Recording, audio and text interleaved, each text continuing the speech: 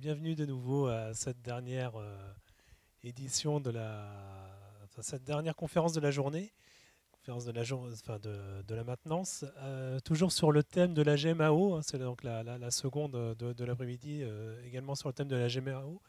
Ici, plus sur le domaine, enfin sur la problématique de la conduite du changement. La conduite du changement en maintenance à travers le spectre de la GMAO. En gros, concrètement, comment la GMAO, l'outil GMAO est devenu un outil justement incontournable pour parfaire cette conduite du changement. Donc une société de renom, hein, puisqu'elle a 160 ans, ça vous allez nous la présenter. Donc Hubert de Scherf, qui est responsable, c'est pas maintenant, c'est responsable technique, pardon, donc du site Leroux, les fameux chicorées, voilà, site d'Orchy qui se trouve pas très loin, enfin en tout cas dans la région, et qui va nous parler de cette conduite du changement et de justement l'utilisation de la GMAO. Très bien, merci. Bonjour à tous. Donc effectivement, je vous propose de vous montrer un petit peu comment j'ai accompagné le changement, mis en œuvre le changement au sein de la société Leroux. On va démarrer, si ça veut bien marcher, non. Comme ça ira aussi. Donc je vous propose ce petit sommaire, donc une petite introduction, un peu d'histoire sur la chicorée Leroux. La gamme. Aujourd'hui, Leroux, c'est quoi? C'est qui? Quel produit on a? On découlera derrière ça sur le process et on finira par quelques chiffres sur la société. Et ensuite, on rentrera dans le dur. La conduite du changement via un outil que j'ai repris, je l'avoue. J'ai repris d'un ancien collègue de sécurité qui avait utilisé cet outil de communication que j'avais trouvé génial, que j'ai décliné pour la maintenance. Donc la route de la maintenance, contexte des marches et on verra chaque borne qui jalonne cette route. Un bilan après 2 ans, parce que pour ma part ça fait 2 ans que je suis chez Leroux, et ensuite une discussion libre pour les questions. N'hésitez pas à m'arrêter même en cours de route pour les questions, il n'y a aucun souci. Donc petite présentation, qui suis-je? Donc Hubert de Scherf, je suis diplômé de l'ICAM en apprentissage. Je reconnais Hugo. Bonjour Hugo. J'ai commencé ma carrière chez Carbiolane en tant que responsable production, donc je n'étais pas forcément destiné à la maintenance dans un premier temps. Donc de 2011 à 2013, dans une société qui traitait les biodéchets. Donc on gérait les ordures ménagères de l'île métropole pour faire du biogaz. Donc une société assez récente puisque le site a été mis en production en 2007. Donc je suis arrivé moi en 2008 pour l'apprentissage, donc j'ai vu toute la montée en progression du site. De ce site de traitement de biodéchets. 2013, réorganisation, la direction me positionne sur la chaise maintenance. Et donc là, j'accompagne 8 techniciens, pareil, dans le développement du site, dans l'accompagnement des techniciens, sur la partie préventive, sur un site qui a une forte saisonnabilité. Quand vous tondez votre pelouse, donc entre avril et octobre, on accueillait jusqu'à 400 tonnes jour dans un milieu hyper urbain. Voilà, c'était pas forcément simple d'entretenir tout ça. Comme je suis curieux, je me positionne sur un nouveau poste en tant que responsable maintenance préventive dans une papeterie. Donc je change de secteur. Site ultra poussif. Il y avait 3 jours d'arrêt par an. 1er mai, 25 décembre, 1er janvier.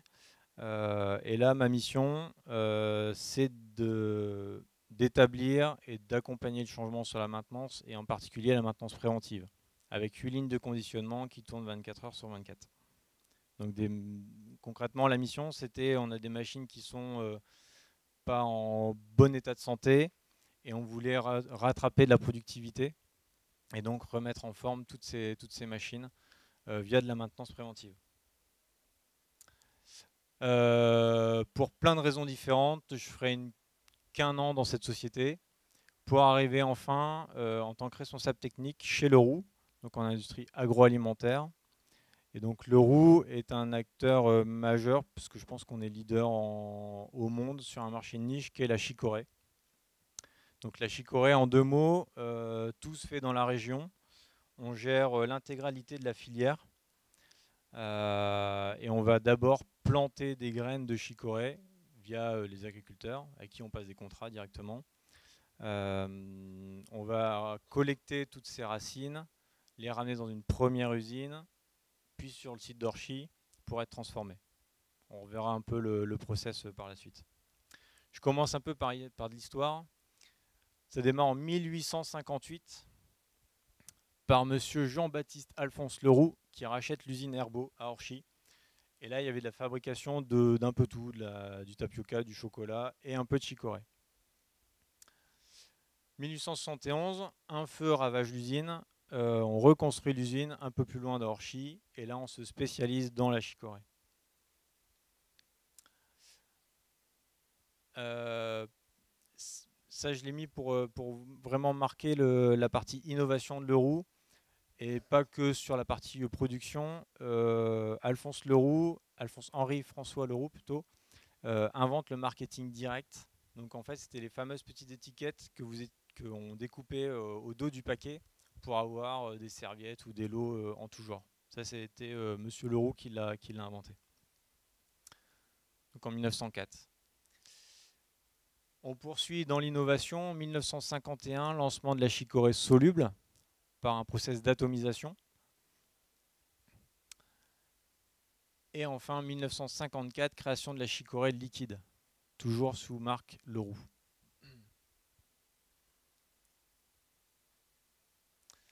Donc aujourd'hui, notre gamme se décompose comme telle. Une chicorée en grains, qui est la plus connue probablement, au moins par vos grands-mères. C'est celle qu'on met dans le café filtre. On a une gamme moulue, avec une mouture qui est beaucoup plus fine. Et on vient de le voir, une gamme liquide, en chicorée concentrée. Notre gamme soluble en 2 déclinaisons, en format stick et en format pot de 200 grammes. Donc à diluer ou dissoudre dans du lait chaud ou dans de l'eau. Et plus récemment, une gamme bio également en chicorée soluble. Donc ça, c'est plutôt destiné à la GMS, grande et moyenne surface. Et on a une gamme pour les circuits bio spécialisés, les Biocoop, les Natureo et j'en passe, en déclinaison de chicorée. Donc on retrouve plutôt là sur le secteur de l'infusion, du thé et de biscuits sucrés salés, toujours à base de chicorée. On peut voir sur les paquets, hein, c'est thym chicorée, menthe aneth chicorée.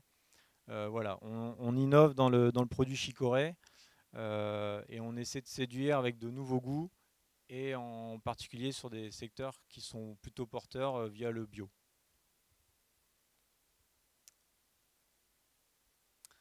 Donc comment on fait tout ça? On fait tout ça, donc je vous l'ai dit, on va partir de la racine de la chicorée. Donc à ne pas confondre avec le chicon ou l'endive qu'on connaît, ça n'a rien à voir. Ça fait partie de la même famille de plantes. Mais nous, on va exploiter donc la racine qui ressemble grosso modo à une betterave plus fine et plus allongée. Donc elle va pousser à partir de mars-avril. On va la récolter en octobre-novembre. Comme un peu les sucreries, on a un premier site qui est situé sur la côte à Vieille-Église, qui va tourner 24 heures sur 24 au mois d'octobre et novembre. Eux, leur boulot, c'est de défeuiller, de laver, de découper et de sécher, déshydrater la chicorée, qui deviendrait du coup un chips de chicorée qu'on appellera une cossette.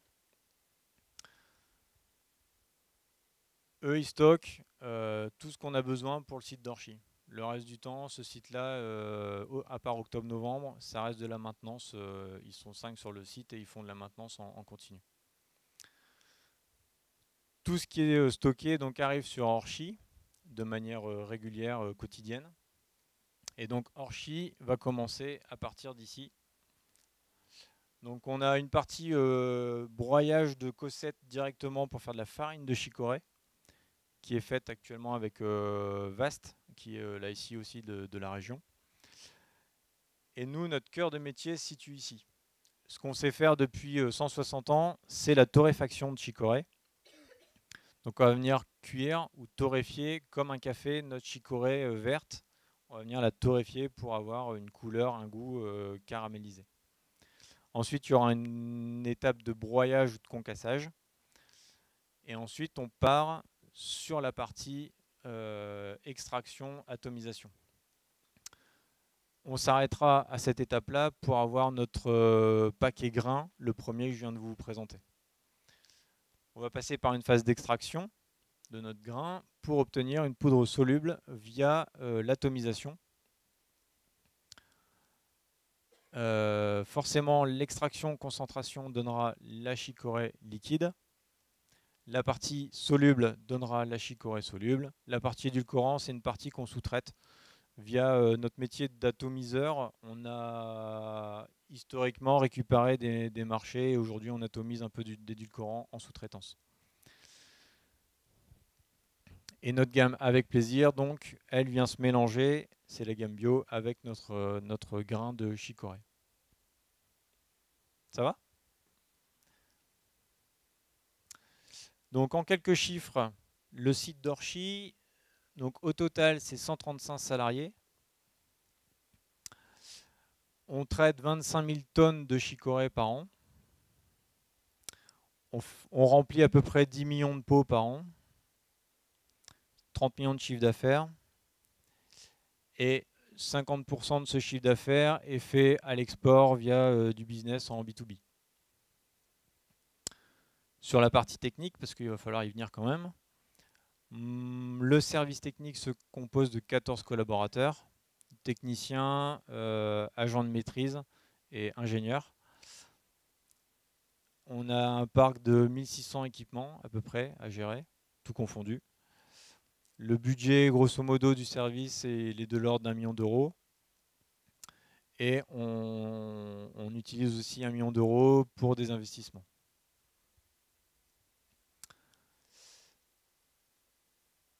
Je rentre dans la conduite du changement.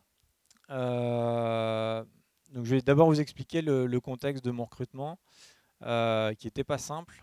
Le contexte de mon recrutement, c'est une maintenance qui est fatiguée, qui est en perte de vitesse. Un prédécesseur où la fin a été un peu compliquée et des techniciens qui voilà, sont plus réceptifs aux paroles de l'entreprise et qu'il faut remettre un peu dans le mouvement. Donc suite à ça, je constate un certain nombre de choses. Je rencontre les techniciens un par un. Et ce qui ressort de mes entretiens, c'est clairement un Patrice qui me dit il faut me remettre au boulot, on ne sait plus quoi faire, on n'a plus trop de directives, on ne sait plus trop ce qu'on doit faire. Il y a un Sébastien qui me dit on a 15 ans de retard, ça va pas du tout. Moi j'ai mon copain, il bosse dans une autre société, ils ont tout ce qu'il faut, la GMAO et tout ce qui va bien. Et j'ai un Grégory qui me dit le gros problème, c'est le stock. C'est le gros problème de toutes les usines, c'est le stock, tous les techniciens se plaignent. On a tout ce qu'il faut, sauf ce qu'il nous faut. Donc, de là, je comprends qu'il va falloir aller assez vite pour répondre aux besoins des techniciens. Et un de mes objectifs, c'est donc de montrer où je veux aller, parce que je sens bien qu'ils sont tous en perte de sens au final, et qu'un schéma vaut mieux que beaucoup de paroles, et qu'au finalement, tracer une route avec des bornes, pour symboliser un peu les chantiers qui vont être mis en place, au moins ça permettra à tout le monde de comprendre, autant mes techniciens, enfin, d'abord eux, parce que c'est pour eux que je travaille, ensuite ma direction, au moins ça rassure tout le monde et on sait où Hubert il veut aller et ça va être très clair, et aussi pour mon client qui est le service de production. Ils savent ce que j'attends demain du service maintenance et donc ce qui va aussi les attendre. Donc on marque la route avec 8 chantiers qu'on va détailler juste ensuite. Donc le premier point, c'était le magasin. Donc c'est un gros trou, une grosse boîte noire chez Leroux. Donc on a mis la lumière là-dessus et on verra juste après comment on s'y est pris. Un atelier au top, c'était redynamiser l'atelier de maintenance, remettre de l'ordre, remettre un petit coup de peinture, faire en sorte qu'on utilise des bons outils. Enfin voilà, redonner un peu de modernité à tout ça. Une maintenance pilotée, c'était m'assurer que voilà, on ait les bons indicateurs pour mesurer tout ça. La maintenance organisée, c'est la partie plutôt GMAO. Maintenance préventive, une maintenance en sécurité et en qualité. SDRH, version 2018, j'aurais dû le vulgariser, c'est le système directeur des ressources humaines. On verra ce que ça veut dire après. Et une maintenance méthodique. Je vous propose de voir borne par borne les chantiers qui ont été menés. Donc, tout d'abord, pour la partie magasin, quand je suis arrivé, donc je vous ai dit, le constat, c'était on n'a pas ce qu'il faut en stock. Dès qu'on a une intervention en urgence, on est toujours obligé de mettre du scotch. On n'a pas de stock. On peut pas continuer comme ça. Donc d'abord, c'est visionner ce qui est en stock. Bon, finalement, il n'y avait pas grand-chose. Donc on a fait le choix au moins de découper le stock en famille et de vérifier famille par famille ce qu'elles contenaient ces familles. Et donc là, clairement, on s'inspire des méthodes 5S. Ensuite, c'était de mettre un indicateur pour que, pareil, tout le monde voit l'évolution, que le magasinier, parce qu'il y a un magasinier de stock, s'accapare cet indicateur, que je le responsabilise vis-à-vis de son stock et que je lui dise clairement, ton objectif, c'est 5%. 5% de taux de rupture, c'est l'objectif que tu dois atteindre. Et enfin, et ça c'était plutôt ma partie, c'est d'aller un peu me battre avec ma direction pour permettre l'augmentation de la valeur du stock. Ce qui n'est pas simple à faire accepter, mais si on veut être gagnant en productivité et gagner en réactivité du côté de la maintenance, il faut bien un moment qu'on ait les bonnes choses en stock. Donc c'est permettre au moins pendant une année ou 2 ans la valorisation du stock qui augmente. Et là maintenant, à aujourd'hui, on commence à aller gratter pièce par pièce, reprendre le travail qu'on a fait il y a 2 ans en disant bah voilà, là, on avait dit qu'on mettrait le stock minimum à 5. Est-ce que réellement on a besoin de 5? On se repose les bonnes questions. On a sécurisé dans un premier temps et là on rediminue le stock. Et donc la mise en place du taux de rupture. Donc on est parti d'un taux de rupture à près de 50%. J'ai pas tout mis, hein, j'ai tout l'historique. Là, à peu près, sur 3900 références, actuellement, à ce matin, j'en avais 140 en rupture. Et dans les 140, c'est des raccords, enfin, c'est pas des choses qui sont ultra vitales. Donc ça, je vais pas dire que j'ai plus de soucis de stock. Généralement, quand on a une rupture aujourd'hui, c'est plutôt une pièce qui est pas connue ou qui a été oubliée dans la bataille il y a 2 ans. Dans le tri. Deuxième borne, un atelier au top. Donc là, c'était le projet du service des 6 premiers mois à mon arrivée. Je vous détaille un peu l'atelier quand je suis arrivé. Donc, il est symbolisé par les 4 murs. J'ai une entrée chariot élévateur là, une entrée piétonne là. Et les établis étaient disposés le long des murs. J'ai une partie plutôt soudure. J'avais des tables de travail un peu collectives. Et au milieu, j'avais ce que j'ai appelé les zones pirates, où c'était toutes les pièces qui revenaient de prod et qui n'étaient jamais réparées. On entassait tout là et là.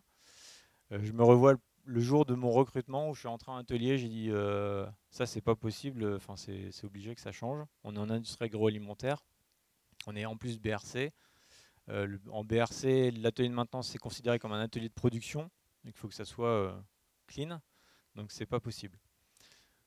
Donc ça a été le constat, plutôt noir. Donc ça a été, dans un premier temps, là la démarche c'est de définir mes priorités, mon cahier des charges qui est basé forcément sur les référentiels qualité.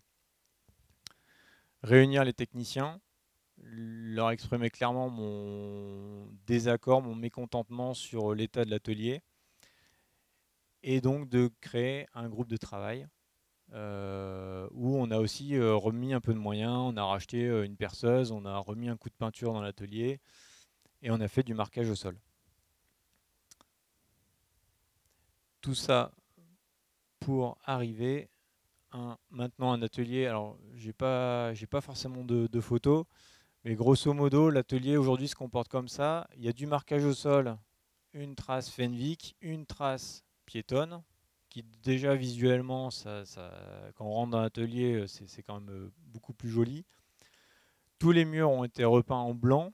C'était du crème avant avec pas mal de coulures, des traces de graisse. Un atelier de maintenance qui vit, il n'y a pas de souci là-dessus. Et toutes les zones pirates ont été. J'ai occupé l'espace. Les établis qui étaient alignés au mur, ben, finalement, on les a mis à la place des zones pirates. Comme ça, on occupe l'espace et on empêche d'accumuler un certain nombre de choses. Et l'accumulation est simplement autorisée dans la zone de réception.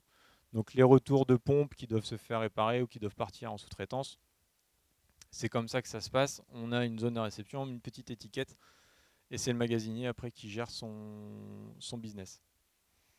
On a gardé l'étape de travail plutôt collective pour des grosses pièces. Et donc on a une partie plutôt mécanique là ici et une partie plutôt électrique là ici. Et un espace de communication, planification qui n'existe plus parce que maintenant on a la GMAO. Mais au début on avait, voilà, on s'était fait un espace où on se réunissait un peu tous les matins et on décidait de ce qu'on allait faire de la journée, du surlendemain et du lendemain. Et c'est comme ça j'ai entraîné aussi les chefs d'équipe à mieux planifier et encore plus planifier que t'as pas de boulot, attends, on va regarder un peu ce qu'il y a à faire.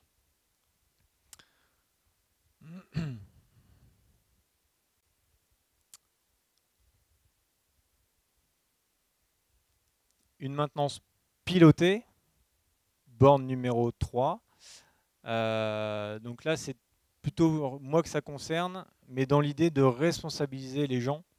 Donc c'est de me créer des indicateurs pour contrôler que tout ce que je mets en place, toutes mes bornes fonctionnent bien, s'assurer que voilà, ça vit, qu'il y a de l'évolution, pour pouvoir réagir si ça évolue pas assez rapidement, ramener du sens, et je suis convaincu que le sens fait partie des enjeux de demain dans les entreprises, dans les services de maintenance ou même de production.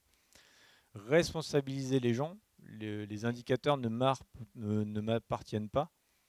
J'en suis le garant, c'est sûr, mais mes chefs d'équipe sont plutôt responsables des indicateurs relatifs aux ordres de travaux. Le magasinier, lui, c'est forcément le taux de rupture. Mon acheteuse, elle est plutôt orientée, elle, sur la partie budget, forcément. Et mon ingénieur méthode, lui, il est plutôt très orienté préventif et planification avec les chefs d'équipe. Et tout ça, ces indicateurs-là, on les partage de manière hebdomadaire via une réunion de service qu'on fait le jeudi à 14 h pour voilà, montrer que ça évolue, que trouver des solutions si ça ne bouge pas assez. Et je leur ai montré que la maintenance pouvait être optimisée et qu'on pouvait aussi gagner de l'argent en faisant parfois des choix assez judicieux, qu'on n'était pas qu'un centre de dépenses, que en tout cas par rapport à un budget donné, on pouvait aussi faire en sorte de l'économiser. Donc ça, c'est les premiers indicateurs. Maintenant, c'est plus du tout ça, parce que maintenant, on passe par la GMAO. Mais au début, j'extrayais une base de GMAO qui existait, mais qui n'était que très peu utilisée par les techniciens, pas par le magasinier, et c'est tout. Enfin voilà, il n'y avait que l'acheteuse qui s'en servait pour passer les commandes. Aucun ordre de travail était passé par la GMAO. Elle servait que à passer des commandes et de temps en temps rentrer une opération. Donc on retrouve le taux de rupture. Donc ça, clairement, c'était pour Jérémy, le magasinier, qui voilà, était garant maintenant. Et maintenant, il est garant de son taux de rupture. Maintenant, c'est limite trop simple pour lui parce que tout se fait en automatique avec la GMAO, on va le voir après. Les BT, les évolutions de BT, où là, voilà, j'ai placé ma barre et j'ai dit à mes techniciens, si on est en dessous de ça, je suis content. Si on est au-dessus, Soit les mecs, on est mal organisé, soit vraiment on a trop de boulot et là c'est à moi de vous venir en aide avec de la sous-traitance ou d'autres solutions.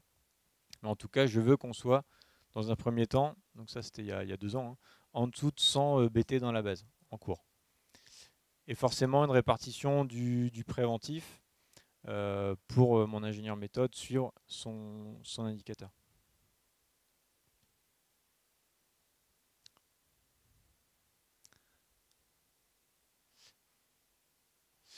La maintenance organisée, donc ça c'était le chantier 2017.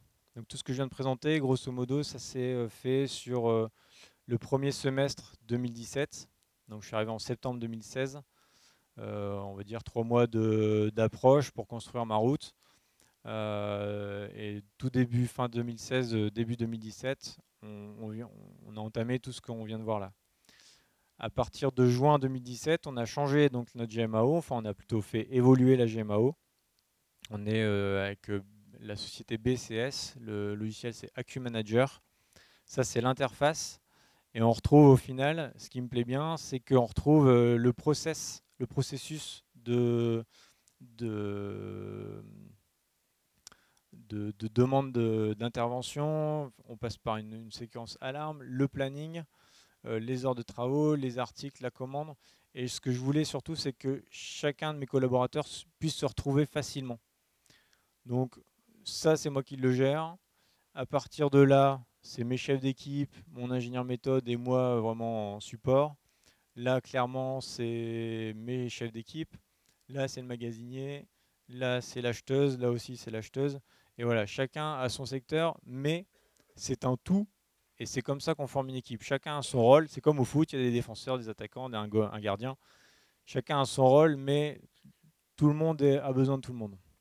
Et là, on voit, tout est mis en relation. Donc c'est un basculement qui a été fait en juin 2017. Et aujourd'hui, on le verra par la suite, mes techniciens se sont bien appropriés l'outil. J'ai des techniciens voilà, qui n'avaient jamais touché un ordinateur chez Leroux,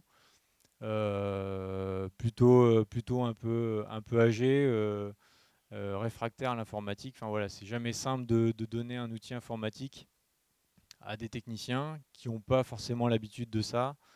Donc l'idée, c'était surtout que ça soit très simple. Et que dans les rapports d'intervention qu'on leur demande aujourd'hui de remplir, que l'information elle soit disponible tout de suite, qu'il y ait un maximum de choses qui soient remplies en automatique ou par le demandeur dès la demande d'intervention, forcément ça se suit, mais que ça soit vraiment très simple. Je considère mon boulot, j'ai bien fait mon boulot, alors ça c'est pas mon chef qui me le dit, mais je me le dis à moi-même. Je considère que mon boulot c'est de simplifier la vie de mes techniciens. Parce que si je simplifie la vie de mes techniciens, ils seront forcément, à mon avis, plus heureux, plus performants, et donc plus réactifs, et donc l'entreprise gagnera certainement en productivité, et ainsi de suite. C'est vraiment ma raison d'être, c'est de simplifier le boulot des gens. Je ne suis pas là pour la compliquer. Si on la complique, c'est qu'on a loupé quelque chose, je pense. Quoi vous dire d'autre sur la GMAO? Un des challenges aussi, et ça c'est plutôt le point de progression, on le verra à la fin, c'est que les demandes d'intervention, c'est la production qui les remplit. Et ça, c'est un droit qu'ils n'avaient absolument pas le droit. Enfin, ils avaient tout passé de manière orale. Aujourd'hui, ça, c'est une version web. Donc tout le monde, enfin, il y a des PC au moins dans les ateliers de production. Tout le monde peut se connecter à Internet. Ils tapent SRVGMAO dans la barre d'adresse. Ils accèdent à leur profil et ils ont que ce pavé-là, demande d'intervention. Et là, ils choisissent leur équipement, ils font une description de la panne, je leur demande de rajouter leur nom et hop, c'est parti, ça part en validation auprès du chef de service. Ça, c'est pas gagné. C'est une complexité, c'est d'intégrer aussi les gens de production à déclarer leur panne, leur tiens, j'ai un doute, ça grince. Voilà, ça, c'est pas tout à fait simple. Une maintenance en sécurité et en qualité. Alors ça, c'est plutôt pour coller collé au business agroalimentaire, c'est régulièrement faire des rappels et écrire nos BPM, nos bonnes pratiques maintenance. C'est des choses qui sont exigées par les ISO, par les BRC. Voilà, donc c'est plutôt là ma partie, d'augmenter le niveau d'exigence de mes techniciens. Voilà, leur donner aussi les outils appropriés pour qu'ils soient encore plus pointus, leur simplifier encore une fois la vie en n'ayant pas 10 000 types de graisse, autant travailler avec un seul fournisseur, bien travailler pour essayer d'avoir 2-3 références de graisse, quitte à mettre des graisses assez qualitatives, mais tout passer en graisse NSF, type agroalimentaire, alimentaire. Et comme ça, les techniciens n'ont pas besoin de réfléchir et ça évite les erreurs et ça évite les contaminations produits. Donc ça, régulièrement, je fais à peu près une réunion par trimestre où voilà, on fait un peu de rabâchage. Je crois que je commence vraiment à les saouler avec ça. Mais au moins, ça rentre et maintenant, ils oublient pas de nettoyer leurs outils quand ils ont fait une intervention où il y avait un peu trop de graisse ou ça a traîné un peu trop dans la chicorée, quoi. Maintenance préventive. Alors, bizarrerie de la chose, quand je suis arrivé chez Leroux, le préventif, c'était au mois d'août et rien qu'au mois d'août. Donc on a cassé avec mon ingénieur méthode, on a cassé le programme de préventif et on l'a étalé tout le long de l'année, ce qui nous a permis aussi d'en rajouter. On est passé forcément par une AMDEC pour voir voilà, quel outil on priorise, parce que casser un programme de préventif et tout remettre à plat, c'est pas simple. Donc on a priorisé les équipements. On a gagné forcément une meilleure répartition de la charge de travail et on a apporté aussi des nouveaux outils. Alors on n'est pas encore en connecté chez Leroux, loin de là, mais on commence à travailler voilà, avec des stylos de vibration de chez SKF qui est pas trop mal déjà en détection. Si on y va régulièrement sur l'outil, on voit qu'on a des dérives, on arrive à mesurer les dérives. Et puis pareil, en mettant des graisseurs automatiques un peu partout dans l'usine, ça simplifie quand même la tâche. Le SDRH, donc c'était la partie, c'est bien parce que j'augmente mes exigences. On voit sur le PowerPoint, il y a pas mal de, on augmente les exigences, on devient un peu plus pointu. Je pense qu'il y a un moment, il faut quand même savoir récompenser les techniciens. Et donc là, l'idée, c'était de les dynamiser, de les remobiliser. Ça, on vient de le voir. Remonter les exigences, encore une fois. Ramener du sens. J'insiste encore sur le sens. Responsabiliser les gens, les techniciens. Et tout ça pour leur donner en fait des perspectives d'évolution et réécrire ce qu'on attend d'eux. Donc on est reparti de la convention collective, c'est plutôt du travail de RH, mais j'ai insisté pour qu'on entame ce travail qui n'était pas forcément dans le tuyau sur l'année 2018. Donc on a repris forcément les critères de la convention collective et on a rebâti tout un parcours maintenance de l'agent de maintenance, où on parle plutôt de maintenance de niveau 1, jusqu'au chef d'équipe, plutôt encadrement, et on passera par le niveau 2, 3 de maintenance. Et ça, forcément, ben voilà, chaque métier a sa rémunération. On en a profité pour revaloriser les techniciens, relisser un peu les salaires. Et ça, forcément, ça remobilise un peu les gens, ça remet un peu de sens. Et on écrit aussi clairement, au-delà de l'aspect convention collective, qui est finalement, souvent, c'est des trucs très génériques. Là, je me suis permis de rajouter des choses assez précises, type qu'à partir de technicien, la GMAO, elle doit être remplie et il n'y a pas trop à tergiverser. Au bout de 2 heures de diagnostic, si on n'a toujours pas trouvé le diagnostic, c'est marqué dans leur fiche, ils doivent me prévenir. Parce que c'est pareil, soit le diagnostic il est trop long forcément, au bout de 2 heures, ça fait quand même long. Soit ils sont en panne d'idées, ils sont secs. Donc là, c'est à moi de les aider à ramener des nouvelles idées ou à remettre en cause la panne. Ou à ramener un automaticien, parce qu'on n'a pas d'automaticien, pour y voir plus clair dans le programme. Et donc clairement, c'est voilà, dire on attend ça de vous, N'ayez pas peur, c'est pas pour vous casser derrière, c'est vraiment pour redonner du sens, pour que tout le monde soit à sa place et tout le monde tient son rôle dans l'équipe. Donc ça, je ne l'ai pas fait tout seul, hein, il y a un service RH quand même chez Leroux. Et la dernière borne, pardon, on n'y est pas encore, mais là on rentre vraiment dans de l'amélioration continue et là c'est faut encore éprouver la culture maintenance chez Leroux. Donc se poser à chaque panne, et ça je pense le faire de manière hebdomadaire pendant la réunion de maintenance. On rebalaye un peu les grosses pannes de la semaine, se poser la question comment on aurait pu éviter la panne ou comment on peut éviter que la panne se reproduise. Forcément, ça passera par de l'arbre des causes ou de l'Ishikawa. Et du coup, derrière, qu'est-ce qu'on met? Du préventif, on fait plutôt de demande d'investissement. Du coup, mon ingénieur méthode peut récupérer le dossier et dire bah oui, effectivement, on peut ramener du préventif.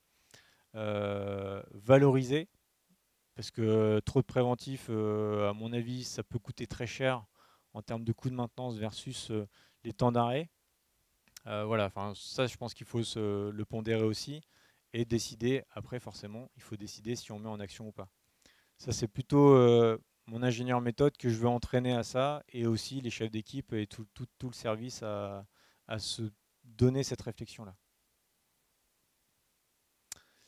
Bilan après 2 ans. Donc, je reprends ma petite route. Donc, je viens de vous le dire, on est à peu près, voilà, toute la partie SDRH est terminée.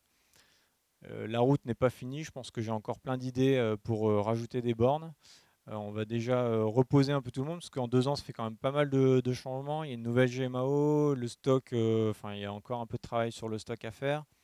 Les indicateurs, on rajoute une réunion hebdomadaire pour des chefs d'équipe qui étaient très opérationnels.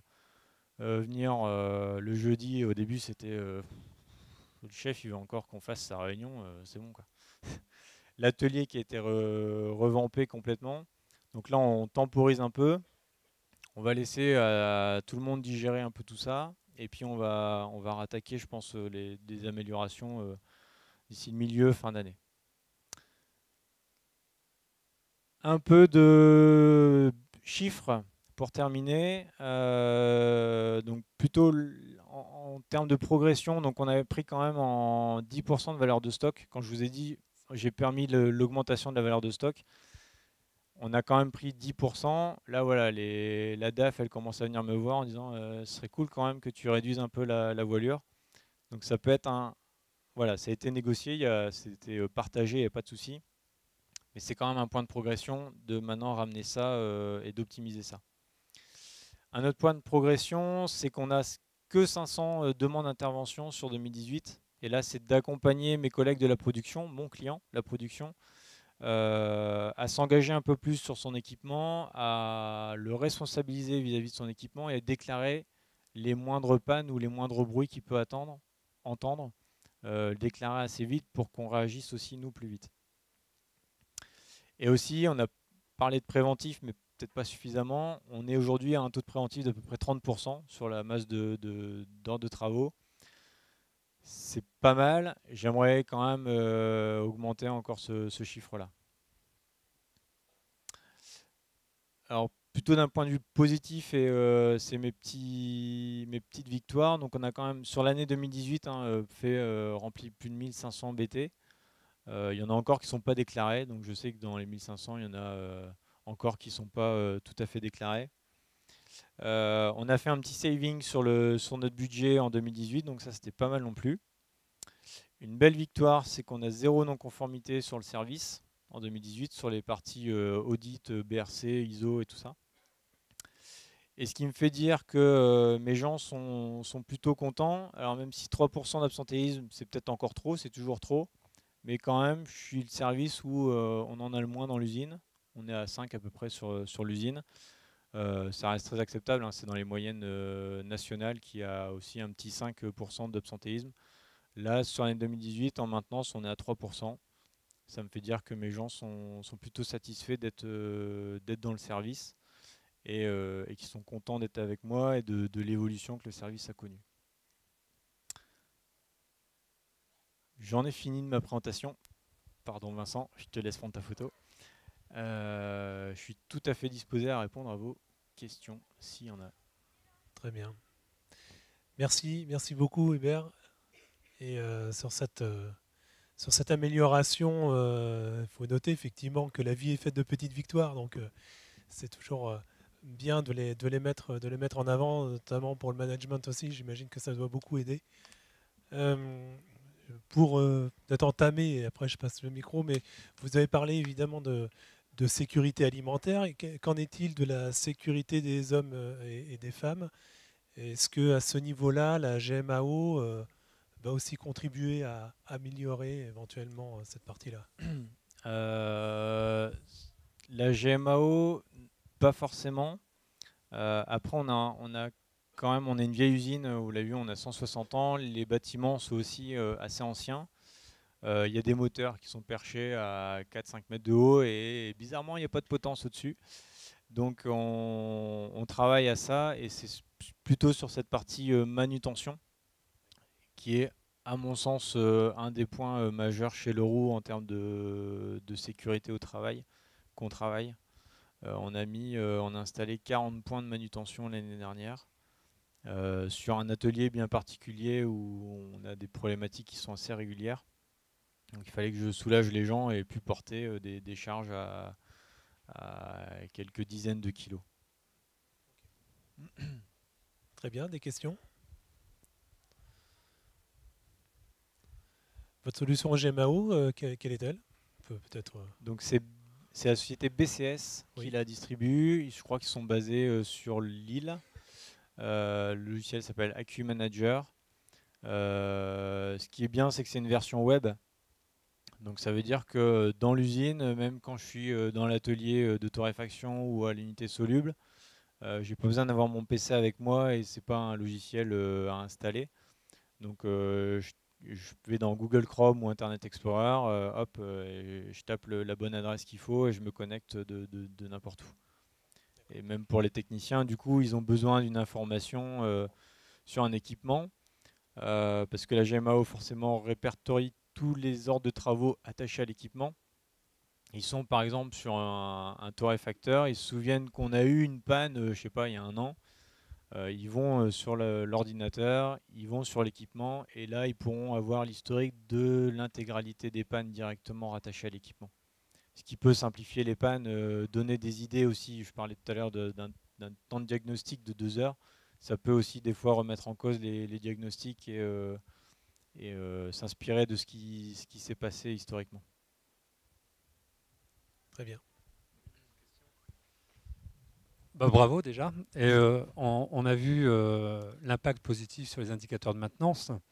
Est-ce qu'on a vu un impact positif sur les indicateurs usines opérationnels type TRS, efficience machine ou même les impacts économiques de l'entreprise en fait?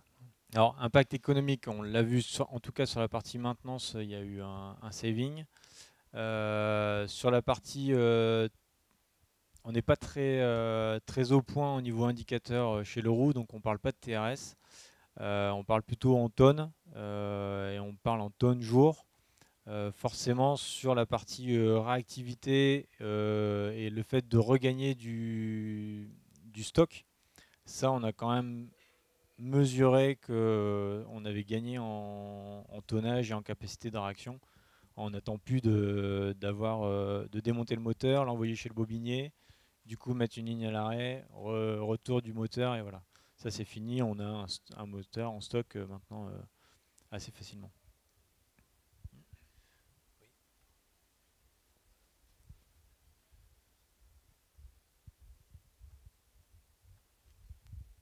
Je voudrais savoir, c'est quoi votre technique de résolution d'un problème qui persiste dans le temps? Ça veut dire que vous avez peut-être un problème, je ne sais pas, un moteur qui casse tout le temps. Comment vous faites avec votre équipe pour pouvoir pallier définitivement au problème? Je suppose que vous en avez déjà eu chez Leroux, je pense. Je vais prendre un cas concret. Nos torréfacteurs sont montés sur des roues. Montage à mon sens un peu alambiqué parce qu'on a déjà c'est la roue que je dise pas de bêtises par rapport. C'est ça, c'est la roue qui tourne autour de l'arbre et l'arbre n'est pas joint à la roue. Enfin, l'arbre est fixe et c'est la roue qui tourne autour de l'arbre. On est monté sur des roulements à aiguille, sauf qu'on sait que dans le torréfacteur, en gros, c'est une machine tournante avec de la chicorée à l'intérieur. On est incapable de maîtriser le balourd.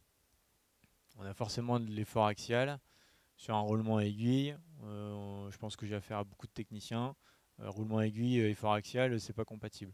Donc on casse encore aujourd'hui des roulements à tire-larigot, ce qui entraîne beaucoup de temps d'arrêt de maintenance. Et une des solutions, c'était de remettre en cause complètement le système. Et ça, je pense qu'il ne faut pas hésiter à le faire. Alors ça demande un peu de temps, mais là, clairement, on a repensé le système en mettant 2 bons paliers d'une marque ultra connue de roulement, avec un axe un peu plus gros, et puis une bonne vieille clavette à l'ancienne, et puis c'est reparti. C'est un prototype qu'on a fait là au mois d'août, et ça fait maintenant, on est fin janvier, ça fait 7 mois que j'en entends plus parler, en tout cas de ce torréfacteur-là. Donc je pense qu'il ne faut vraiment pas hésiter à se remettre en cause le système qu'on a devant nous. Tout ce qui a été fait historiquement, c'est peut-être pas forcément adapté à ce qui est fait actuellement en termes de production, parce que les méthodes de production, je pense, évoluent aussi. Le personnel évolue. Je pense qu'il y a sur ces routes torréfacteurs, juste avant mon arrivée, il y avait un mécanicien qui est parti en retraite. Et je pense que ce mécanicien avait le petit truc qui faisait qu'il n'avait jamais de problème, on n'avait jamais de problème sur les torréfacteurs, sauf que le savoir n'a pas été transmis et on a été incapable de retrouver le savoir. C'est pour ça que j'ai pris la décision de remettre en cause le système et dire on change le système. Après, sur les méthodes, si on veut appliquer des choses assez théoriques, c'est utiliser Ishikawa, les 5e, et remettre et reposer tout ça un peu à plat de manière très très méthodique, quoi.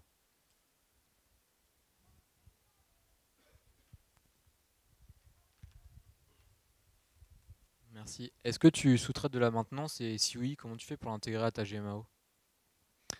Je sous-traitais de la maintenance, mais comme je capitalise beaucoup sur l'homme, j'ai arrêté les contrats et on a embauché 2 personnes.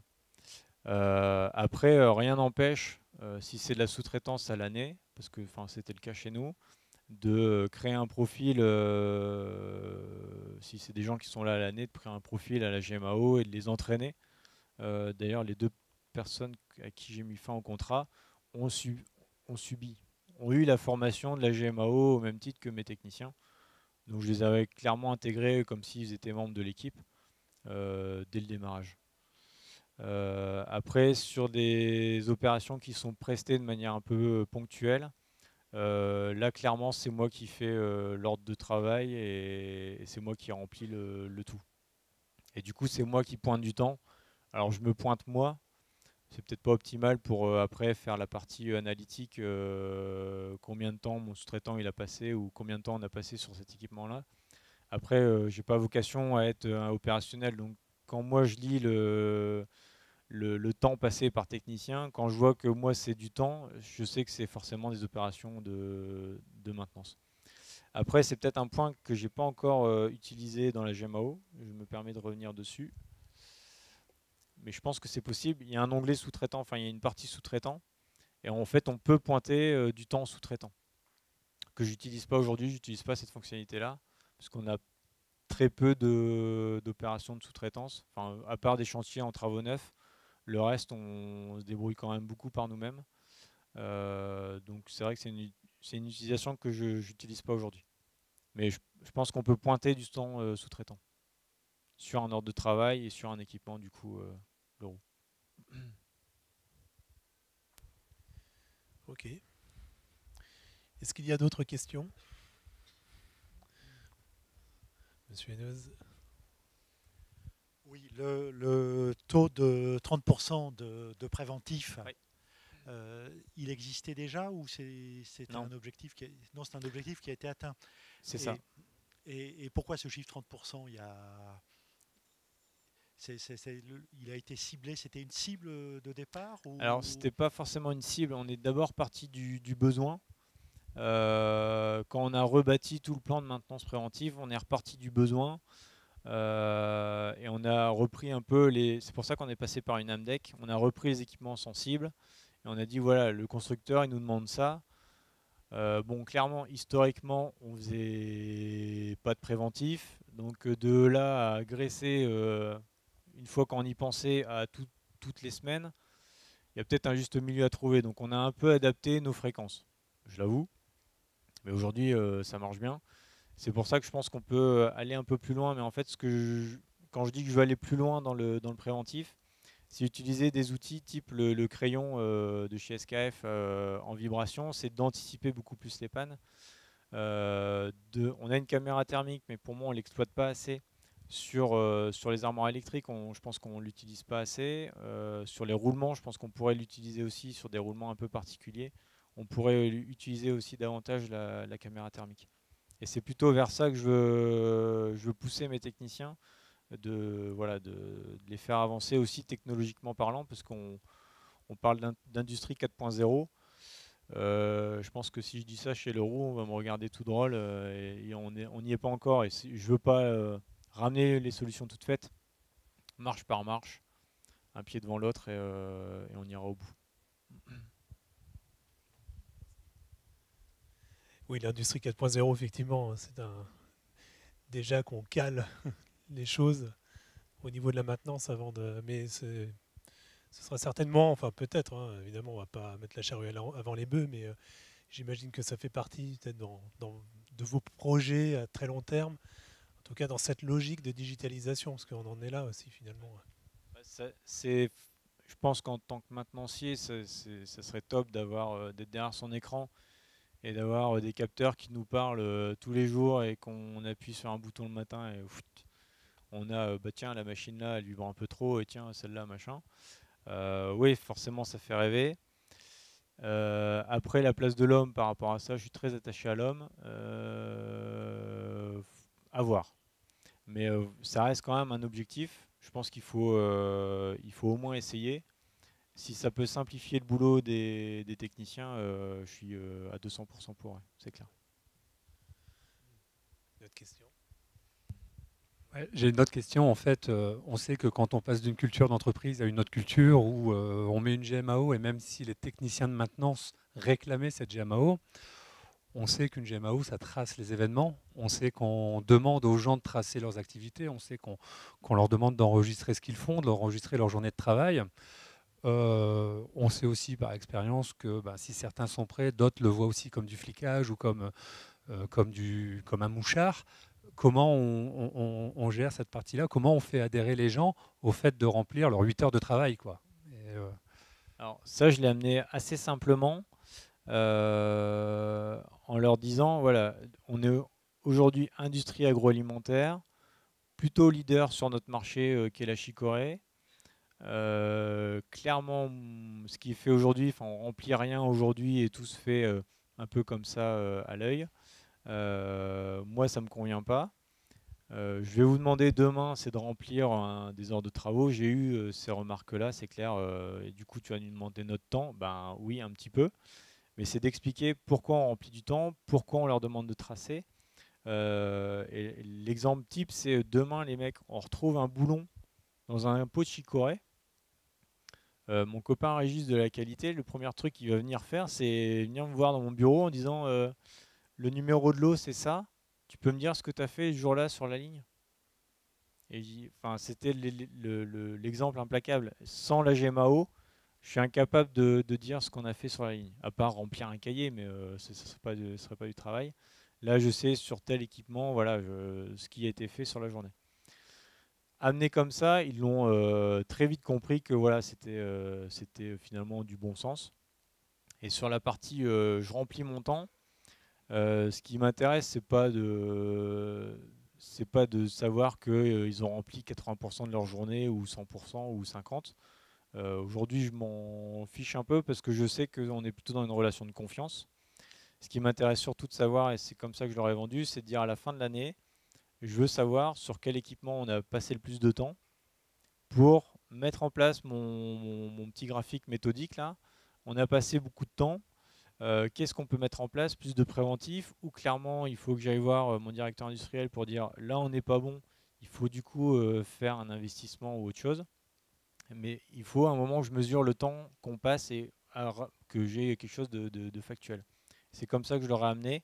Et du coup, naturellement, voilà. Après, je ne leur demande pas d'être à la minute près. On n'est pas en industrie automobile, on est en agroalimentaire. On fait d'abord attention aux produits avant de demander de la productivité et vraiment de la seconde. Mais du coup, ouais, c'est comme ça que je leur ai amené. Est-ce que l'argument a été aussi, peut-être que je me trompe, mais de passer du temps pour finalement gagner après? Vous avez dit votre magasinier maintenant a plus de temps. D'ailleurs, ma question, est-ce qu'il fait un peu autre chose? Est-ce qu'il a pu diversifier un peu ses tâches? Clairement, c'est marrant que vous posez la question parce que on a démarré janvier par ça. Aujourd'hui, comme il a un taux de rupture qui est stable, c'est réappro automatique avec la GMAO, il clique sur un bouton, il fait ses demandes d'achat qui part directement chez l'acheteuse et l'acheteuse a la liste de pièces à commander. Donc il a fait un gain de temps phénoménal avec la GMAO. Notre taux de rupture, il est ultra stable aujourd'hui. Donc clairement, là, on s'est revu début janvier et là, il va passer sur un 50% magasinier, 50% technicien. Et 50% technicien est plutôt technicien fiabiliste. Donc je ne lui demande pas de démonter, d'aller changer des courroies des techniciens de maintenance, mais plutôt d'avoir un rôle en lien avec son métier de détecter les courroies qui vont casser ou bientôt casser. Comme ça lui permet aussi d'anticiper sa gestion de stock et d'utiliser les outils qu'on a, caméra thermique et tout ça. Parce que c'est pas un technicien de métier, et donc c'est aussi de lui ramener du sens et qu'il comprenne ce que je lui demande. Le sens, oui. Le sixième sens, finalement. Non, bon, est-ce que vous avez, c'est la fin de journée. Encore une question, voilà. Alors, dans le même esprit de votre question juste avant, en fait, c'est effectivement, en fait, l'idée d'avoir un outil, c'est certainement de s'améliorer. Donc là, on a vu, il y a 30% aujourd'hui des ordres de travail ou des OT, enfin, je ne sais plus comment on dit, qui sont du préventif, qui n'existait pas avant. Est-ce que sous-entendu que les 70% autres sont du curatif?